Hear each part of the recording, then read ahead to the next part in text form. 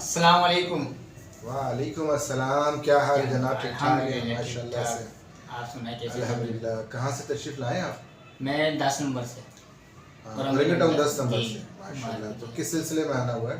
ये यहाँ से मेरा गुजर हुआ था, जी जी नमाज़ पढ़ के निकल रहा था तो मैंने देखा आपका ये बोर्ड लगा हुआ है कारवान मासूम का।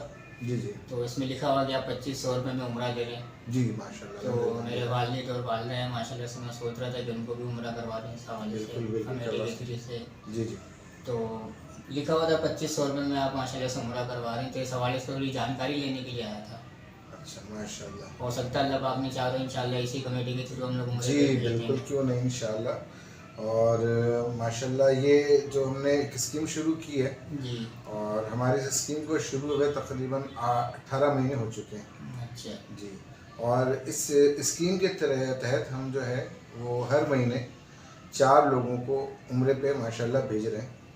और इसमें बहुत ही आसान तरतीब है, क्योंकि आपको पता है कि इस महंगाई के दौर पे जो उम्रा है वो काफ़ी महंगा हो चुका है। नहीं वैसे ही यानी बात है। अभी जो कम से कम उम्रे का पैकेज चल रहा है वो 1,75,000 रुपये का चल रहा है। सही तो बात है। अब 1,75,000 तो वो हैं जो आपको किसी भी ट्रैवल एजेंसी वाले को कम से कम इतने तो देने होंगे एक शख्स के।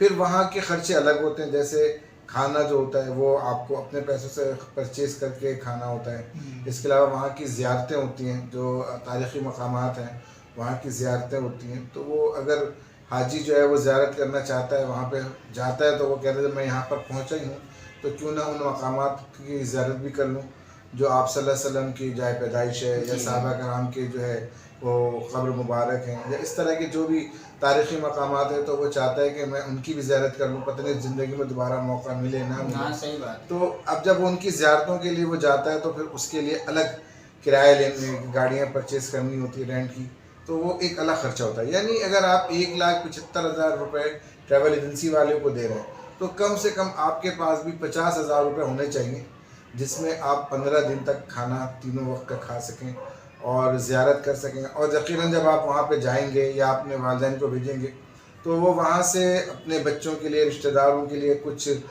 खजूरें, कुछ ज़मज़म और कुछ तोहफ़े तहफ़ भी ख़रीदते हैं। जी। तो ये चीज़ें भी इंसान अपने जेब से ही कर रहा होता है।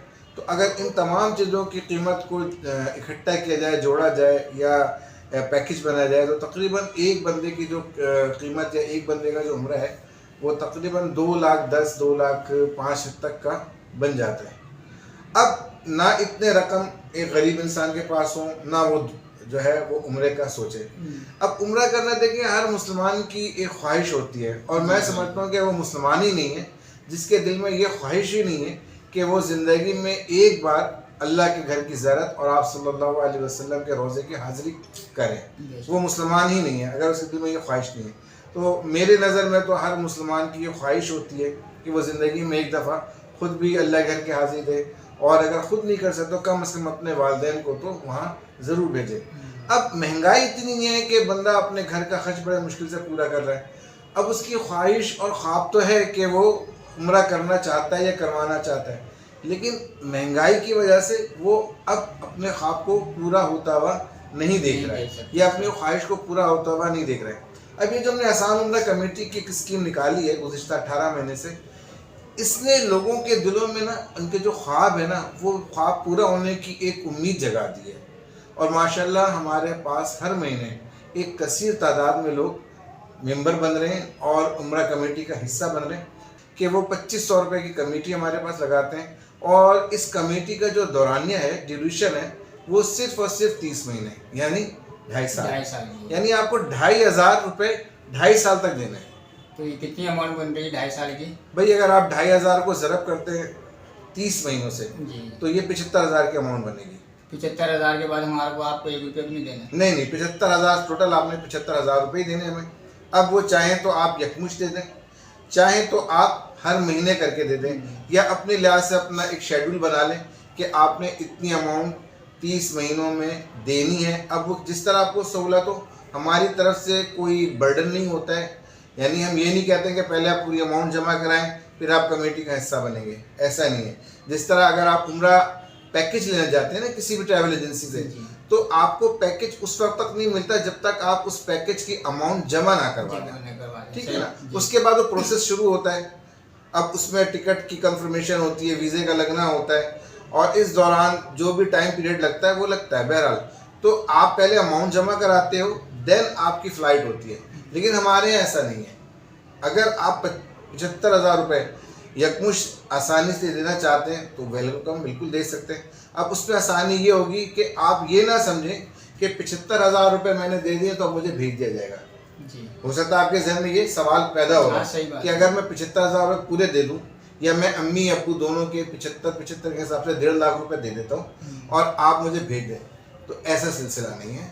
हमारे यहाँ जो है कुरानदाजी का एक सिलसिला है, ठीक है। इस कुरानदाजी में हम अपने तमाम मेंबर्स की, जो हमारे इस कमेटी का हिस्सा बनते हैं, उनकी पर्ची डालते हैं, और पर्ची भी हम अपने हाथ से नहीं डालते हैं। अच्छा। हाँ, हर महीने हमारी कुरानदाजी होती है इसी ऑफिस के अंदर, और जो है हम इंफॉर्मेशन दे देते हैं। हमारा एक ग्रुप बना हुआ है, उम्रा कमेटी का ग्रुप बना हुआ है। उस ग्रुप के अंदर हमारे जितने भी मेंबर्स हैं मौजूद हैं, जो हमारे इस कमेटी का हिस्सा है, उनके नाम हमने इसमें ऐड किए हैं। तो हमारी हर महीने जब भी कुरानदाजी की तारीख होती है, हमारी तारीख जो है अमूमन 10 तारीख से लेकर 20 तारीख के अंदर अंदर होती है।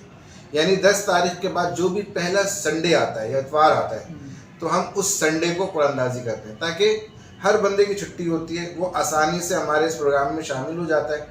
और सबसे बड़ी बात ये है कि वो अपनी पर्ची अपने हाथ से डालता है, अपनी पर्ची अपने हाथ से डालता है। अब उसको जब ये पता होता है कि मेरी पर्ची हर महीने मेरे हाथ से डल रही है, तो वो ये कभी भी हमें नहीं कह सकता है 30 महीने के अंदर कि मेरी पर्ची आ रही क्यों नहीं। अब उसकी पर्ची नहीं आ रही है, वो उसका नसीब है। लेकिन अगर उसकी पर्ची आ रही है, आ जाती है, तो फिर वो उम्रे पे चला जाता है।